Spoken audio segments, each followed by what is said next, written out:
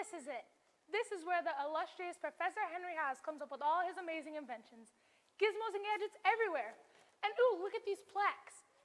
The only kind of plaque I get is the kind that gets stuck to your teeth. Invention Convention 2018, first place. Invention Convention 2017, first place. 16, wow, first place every year? He's even smarter than I thought. Oh, and what do we have here? A robot? Pleased to meet you, miss. The name's Otogrim, also known as the evil Otogrim. I've got a reputation for mischief. In fact, mayhem is my middle name. Oops, see what I mean? Hey, what do you say we have some fun? Let's move this wire up here, this wire over here, and this wire up here. Sorry, I am a villain. I couldn't help myself. Hey, I thought they were closed on Mondays.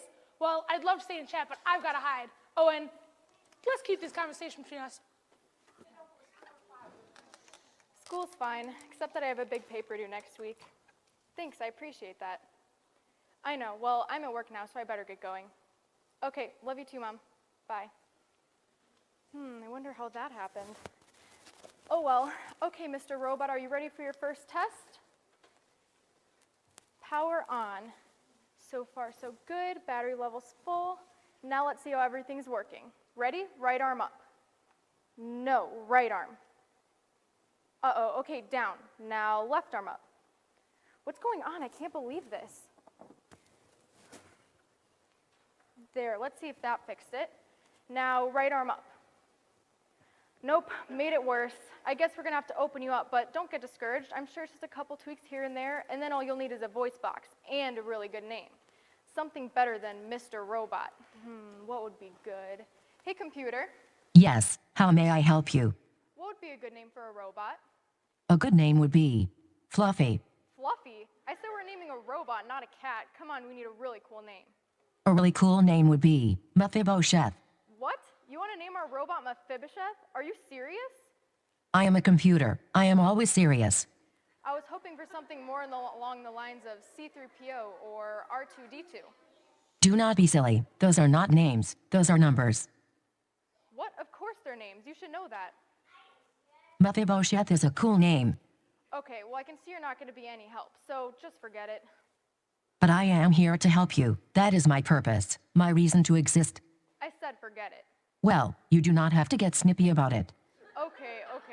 I'm sorry. Just whatever you do, don't cry. You'll short out your circuits again. That is one sensitive computer. I heard that. Good morning. Good morning. Oh, I'm sorry, but this area is restricted. It's not part of the tour. You don't recognize me, do you? Oh, yeah, sure. You're trying to look like the professor, right?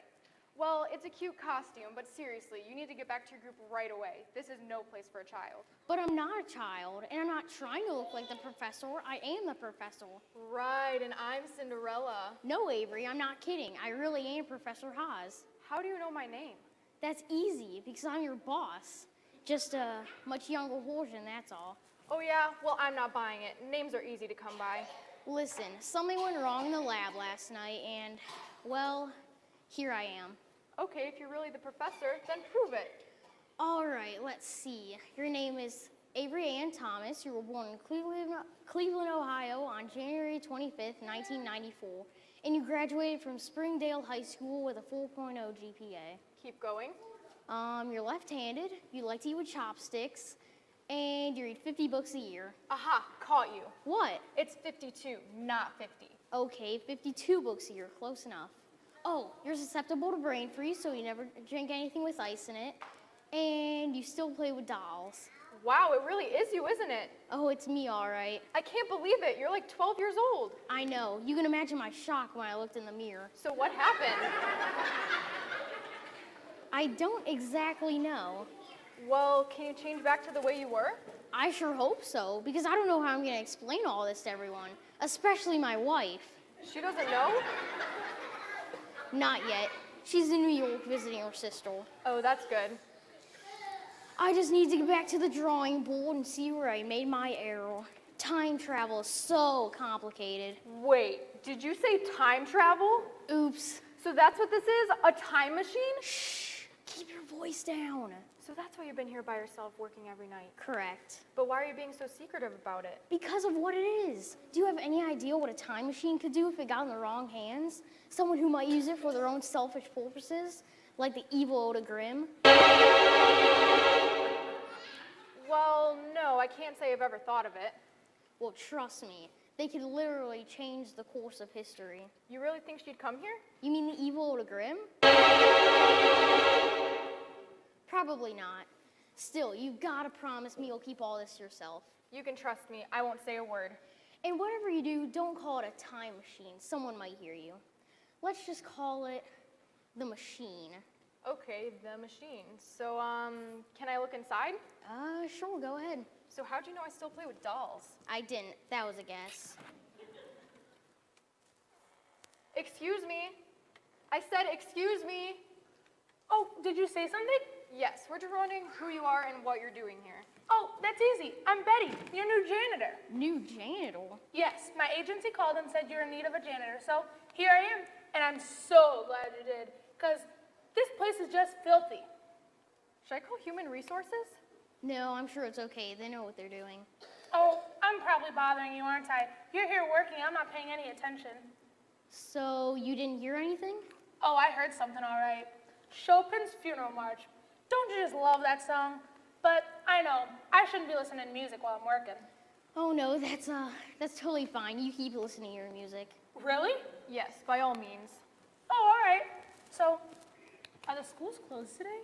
No, why do you ask? Well, I was just wondering why he's not in them. Well... Oh, that's all right. It's none of my business anyways. Well, I gotta get back to work before I find myself out of a job. Well, that was interesting. I'll say.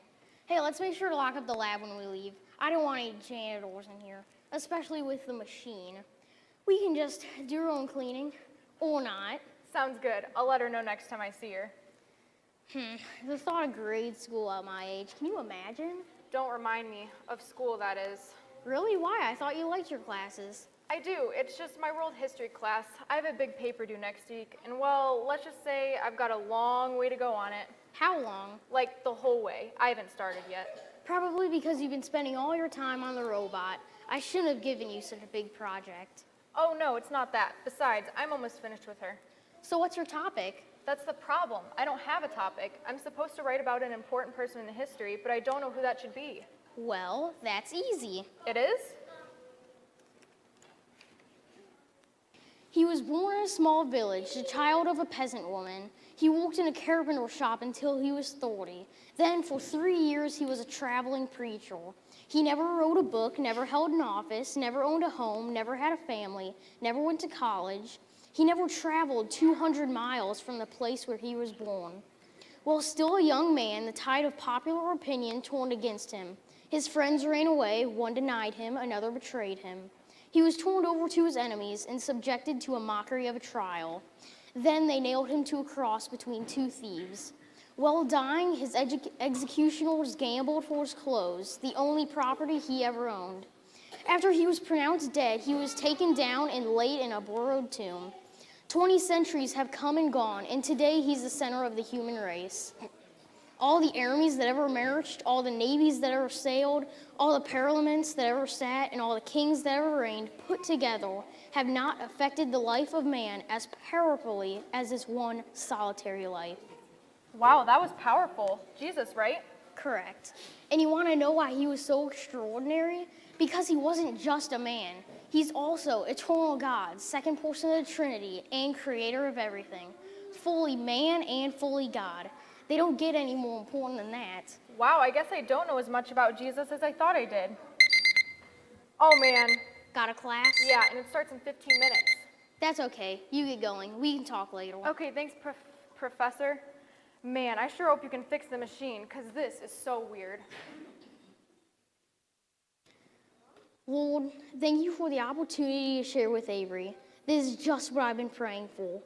Please open her heart to understand the truth about who you are. Let's go, here we go, on the cloud.